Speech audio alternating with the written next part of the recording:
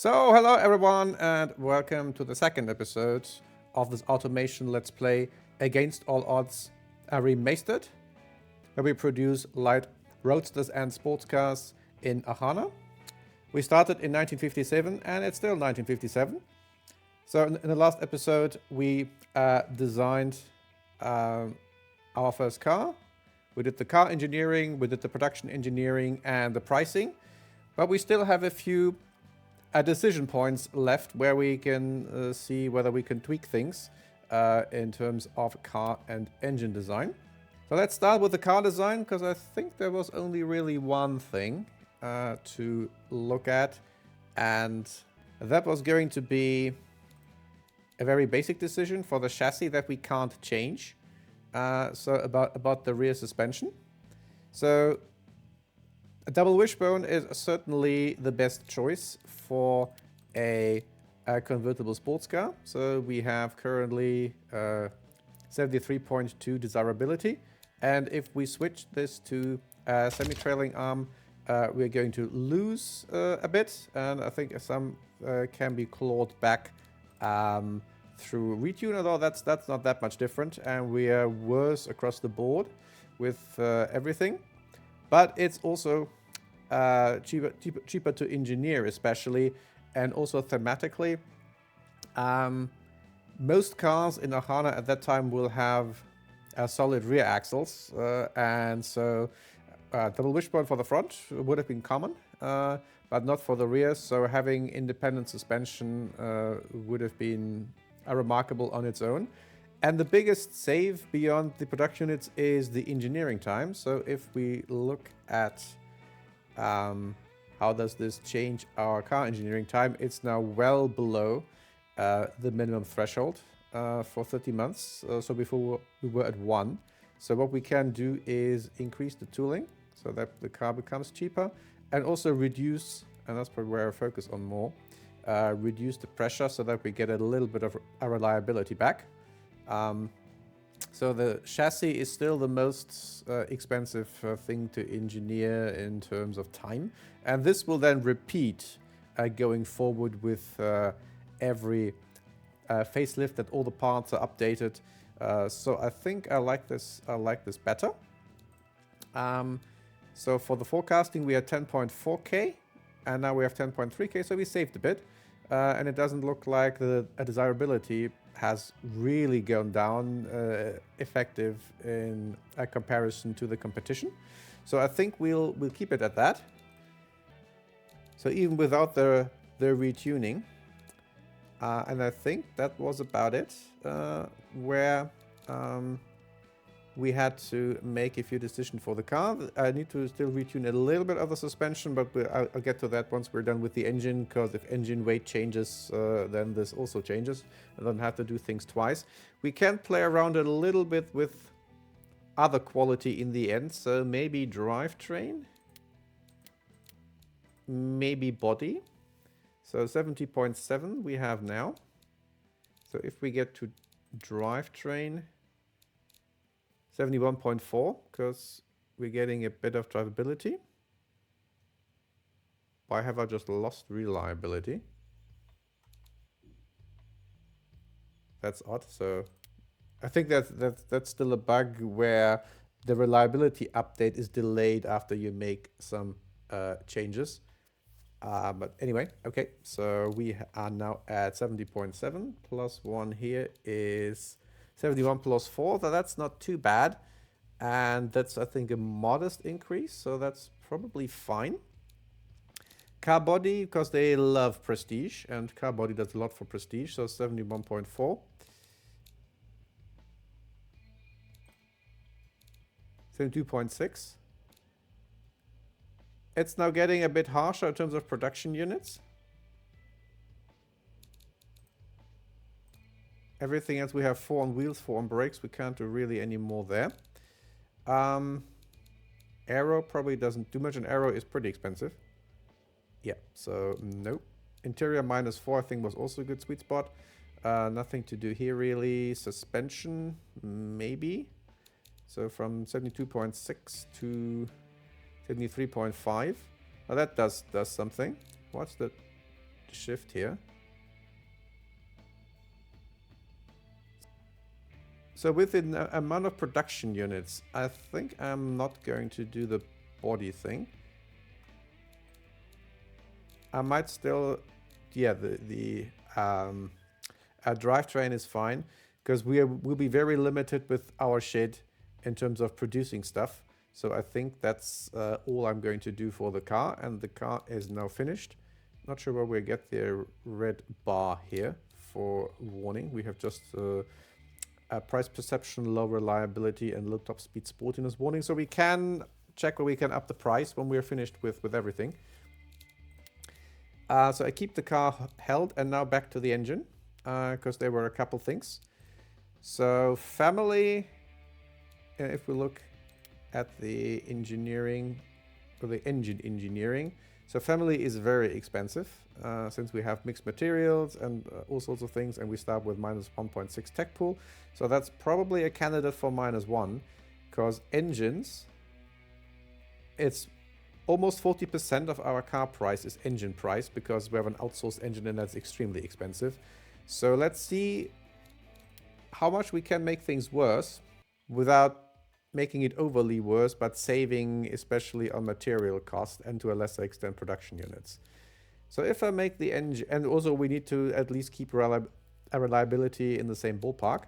So family is harsh, but it saves us engineering months, production units, and material costs. So we have to claw that back through other means.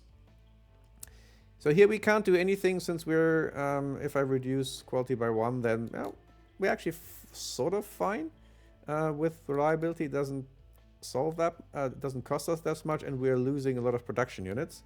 So maybe -1 is actually okay.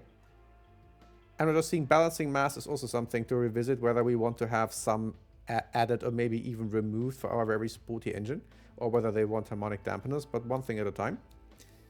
So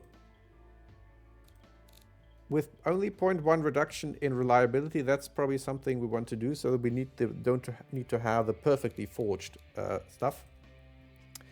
Top end is also a candidate for -1. It doesn't cost us reliability. It saves us a bit of material cost. What we can probably do is, yeah, get the springs and lifters back up. So actually we were sort of strangling the engine a little bit with our springs and lifters, and now with less top end, we're still have almost the same power curves. Oh, we lost the difference here because I switched back and forth. So let's undo things and redo things that we see what's the effect on stats. So back to 0, back to 0, and back to 0. So the spring and lifters, okay, I'll leave them because we need them anyway. So engine family, so we were at 72.0. So family -1 is probably a given. It's a 2% drop, but we might need that for also, again, future engineering revisions. So -1 here, 6.5, that's all right. -1 here, 68.7. So fuel system +1 is something we'll definitely need for reliability, but do we need a 2-barrel? Because it's not the most performative engine, not the biggest engine. So we make it single barrel and can then up the carb. And we're losing a bit of power again, but not that much. And 71.6 because we just get a lot of reliability back. So I think we are back where we were, just with lots of less engineering, less production units, less material cost. So that works. We have to reduce a bit of compression, then we're getting the power back. And we're getting the torque back, first and foremost. So, yeah, a little bit of yellow is fine. So, 72.1, I think we were now better than we were before. Exhaust, Do we need a reverse flow? Can we get some less quality? What does that? Save us material costs, save us production units. 72.1. 2.0 doesn't make a difference. So that's fine. What's the effect on stats? So we gain drivability, we lose sportiness. That's interesting. How did we gain drivability? And we may also have the car lighter, so that's great. Cast low, I think we checked that the last time. Baffled muffler. So I think I can now hold this, because we are back where we were in terms of desirability, so that's cool. Baffled muffler. 72.5. Why is this? I know why this is better, because it's louder. That's funny. Probably have to... Can we have one smaller? 72.3. We don't have to. So baffled muffler it is. Again, we're saving material cost and production units. Cast low, is that still worse? Now with all the other changes. 71.4. Yeah, a full percent. So cast mid it is. So this is probably some minor tuning, smaller headers. No, we're just losing power, top end power.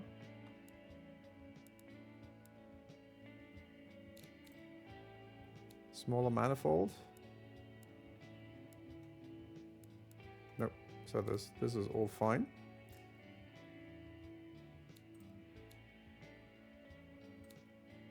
Wanted to check, do they want harmonic dampeners? So 72.5.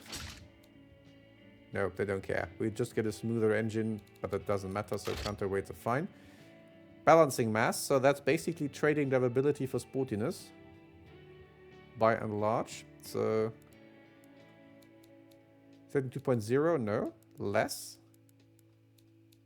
72.9, yes. They want less counterweights. 73.1. 73.5. We're losing a tiny bit of reliability, but we're getting a lot of responsiveness, and it's also getting louder, but there are no restrictions on that, and so it sounds sportier, so that's cool.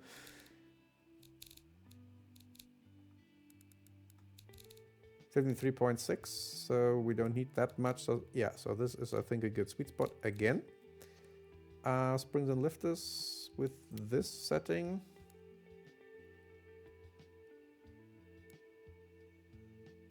Yeah, so that we have a bit of, or that we have peak power a bit earlier, 73.4. So I think with the judicious use of negative quality, or less, yeah, so negative quality with among things we saved a bit, and it still have the same or even now a bit more desirability. Well, we have the same if we ignore the setting to the counterweight, because that's independent of production units. Now for some more fine-tuning here for the suspension after all these changes. So yeah, let's give it just camber.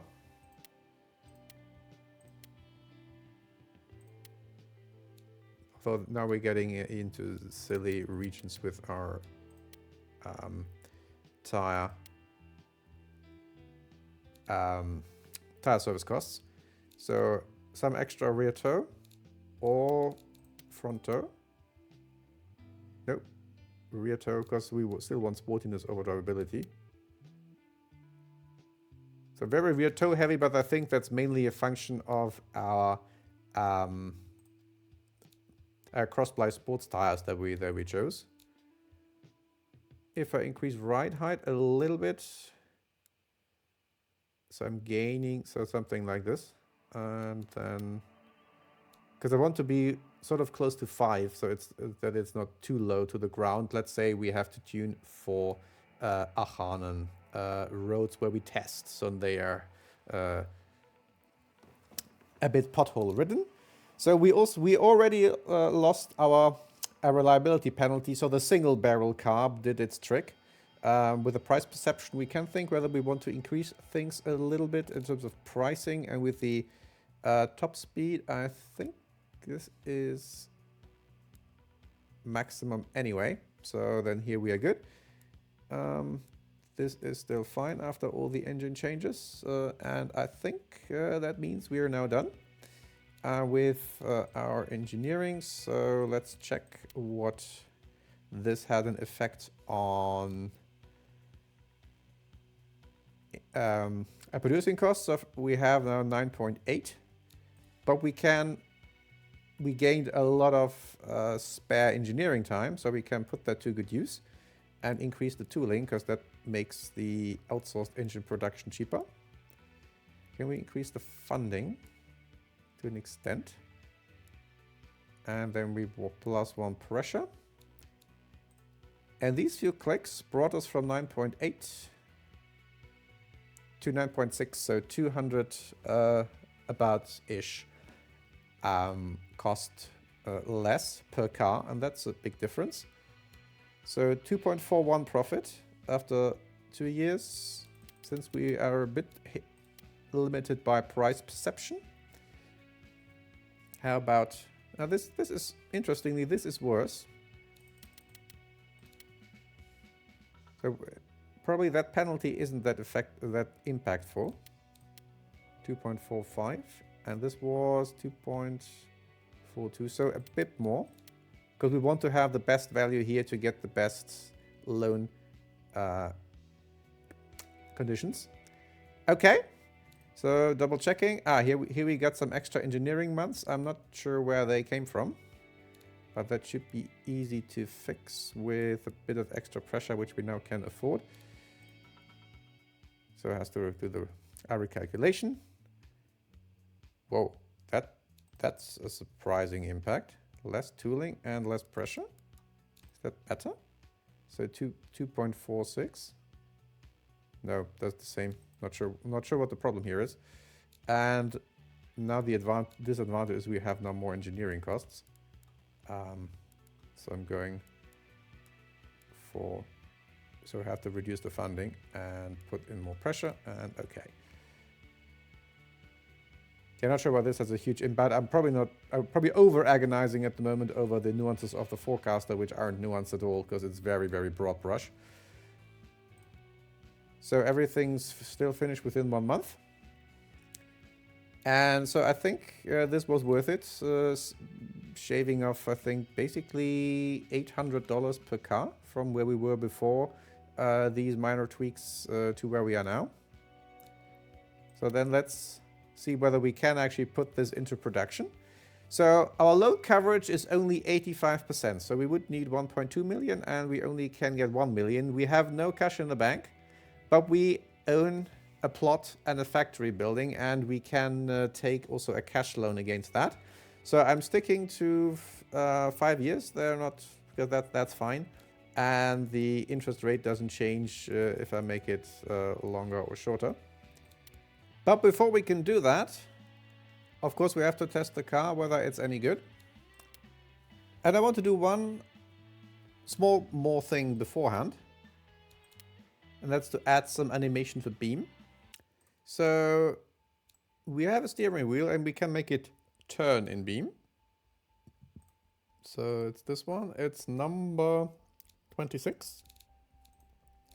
And if we add a certain obscure line in the trim description, then this becomes the steering wheel. So with the ID 26, and then in the Beam we'll see it turn. So we have, I decided on a 1.7 liter engine, right? Yes, so we give it the 1.7 roadster so that I can actually then distinguish it in Beam from future exports. So car's complete. Export is here. Yeah, there we go. So it's the Mayster Triumph Roadster. And so this is different now, but fine. So then let's export it to BeamNG Drive. So it's done. So let's say this is now going to be the final check before the car is put into, well, not mass production, but a regular production. So imagine we are early morning on a Sunday on an Archanan background around the basin, and now we're going to put our prototype to the paces.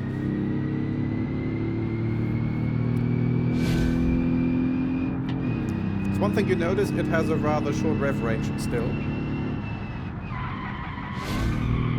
but it's very tossable into the corners, and the hint of oversteer on power, but very controllable.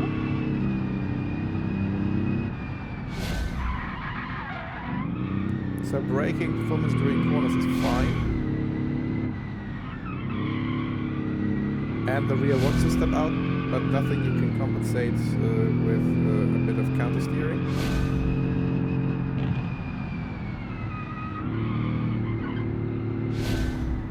A hint of understeer sometimes. But that's just the grip limit from the cross-ply tires.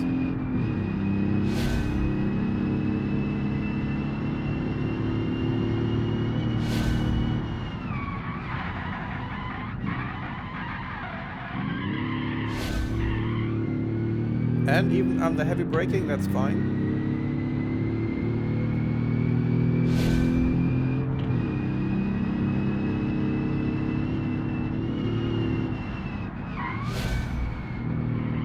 Speed corners look good.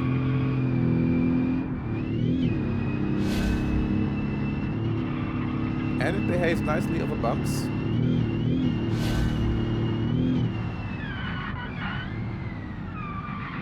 And if you're there, you can throw it into corners, so that really works. Sometimes, yeah, but understeer, a bit oversteer at the same time.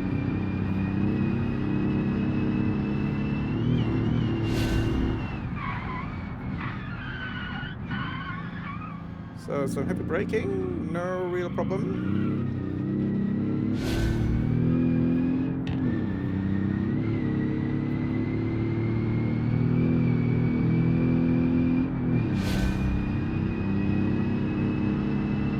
And across the line in 2:18.116. So that's going to be the reference time for the future. So it looks like we have a great car, and there is only one little thing I noticed in the Beam replays, actually, and that is that through importing the fixtures, or the sort of copying the fixtures, the dual exhaust didn't get through. That you will probably not be able to see it in the replays. It's too small for that, but are these connected? No, yeah, no, they're connected, so now we have a proper dual exhaust and a tiny one. So that was the very last thing to fix. Otherwise, we're good to go. So then let's move over to sign off. So forecast, yeah, value is a little bit different compared to what we had the last time, but I think that's just the effect of saving and reloading in a new session, because I'm just back from Beam. Okay, so we have 85% loan coverage. We need 200k more and a bit more even, since what we have set up in our factory is that we start after 1 month with just 0.5 shifts. So that's how we get good workers, and that's one of the things we need for good quality and for good production. This is one last thing I could check, whether we can have a tad more quality threshold, or can we make 13 cars? Yes, we can. So I think that's something we should do. Since we saved some production units, now we are at the next higher threshold here. So since we spend a little less time on QA, we can get a higher profit and, more importantly, one more car per month. And so we will have a very slow start, so we'll need more than 200k to compensate for the first 2 months, probably, while we're still hiring workers to get up to full shifts that we want. Okay, then let's do the sign off. And let's do the cash loan immediately afterwards. So 400k, I think I'm going for all of that because we can always pay it back. And yeah, 14% interest rate is harsh, but either it takes off or it doesn't. And yeah, 60 months is again fine, and the interest rate doesn't change really. Although we can probably pay this back then within 36 months, so 13.4 or 9k per month shouldn't be a make or break, and we're saving a bit on the overall cost if we want to run it over the entire time. So accept cash loan. We should do a tiny bit of marketing. So in our home country, our target market doesn't exist, convertible sport, but in the lure. And that's what we market. So we market convertible. So let's start with 10k and then see where we are at least that we get this off the ground at the start. So otherwise we'll have just 1 month. So we have our shed, and it needs to be refitted from being tooled for repairing farming equipment to making our car, and that doesn't take too long. So that was yeah, a lot of loss. And now after the first month, when the whole thing is ready, the question is, are we still alive or not? Yes, we are. So you see Car Factory 1 is understaffed, so it's currently at 1 shift. We have core staff 2 and we need 2.5. So we get a nice amount of pre-orders, and we have our first 6 cars produced. So that's working. So next tick. And we're in the green, while we're still hiring people. So we're now at 1.6, and then we can up marketing a bit more.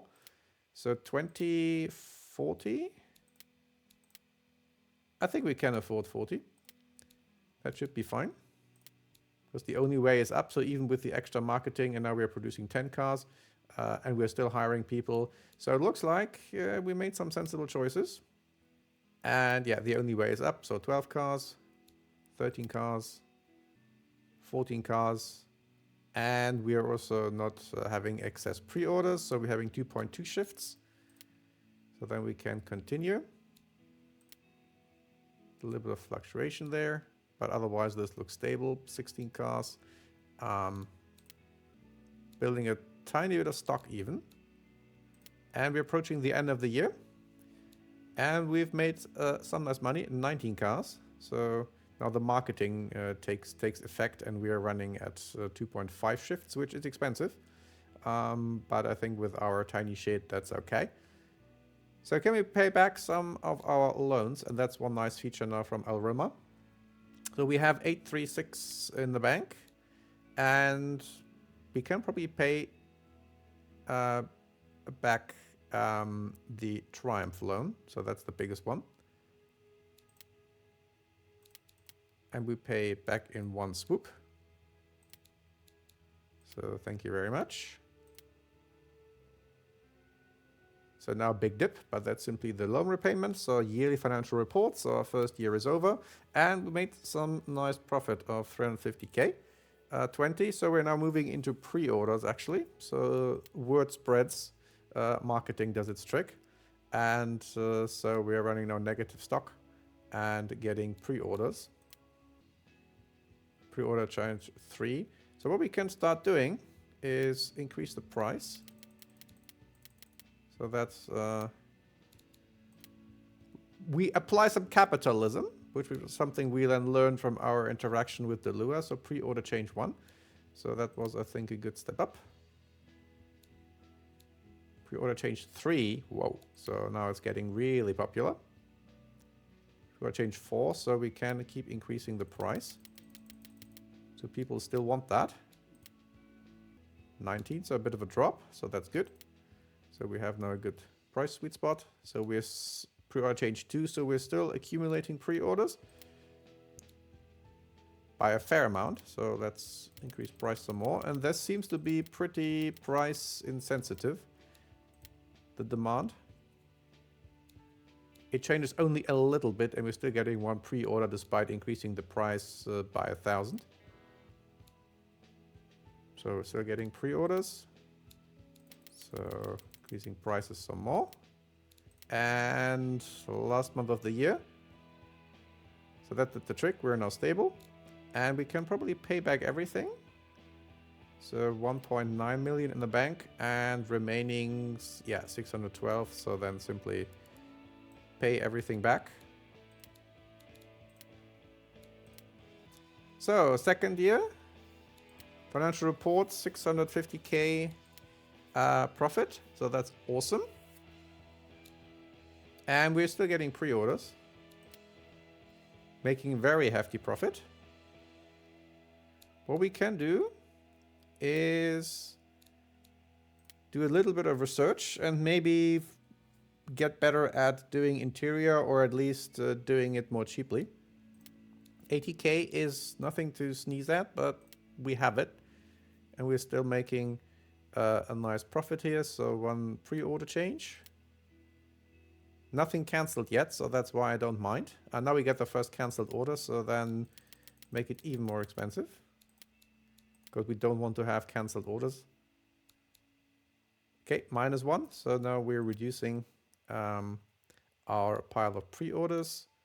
We're now stable with what we can produce. Still very nice income. No cancelled orders is great. 2 pre-order change. 1 cancelled order. Will this be 3 pre-order change? Still 1 cancelled order, so... And we have now increased our price dramatically compared to where we started. Okay, -4, so that's a bit of a dip. But we still have a very nice stack of pre-orders, 18. So a full month of production. So we made a profit, but I wouldn't know what to do at the moment with the extra cash. So when we still have to bite the bullet and probably for the first time pay a noticeable amount of taxes. So we did 1.3 million in profit. So we're slowly reducing our amount of pre-order, so pricing is fine. And the most important thing, Frenia has opened the borders to trade with Archana. So in order to sell there, and they surely love themselves some sports car, we have to make our first facelift. But looking at the time, since this would be a large undertaking, I think we're going to do that in the next episode. See you then.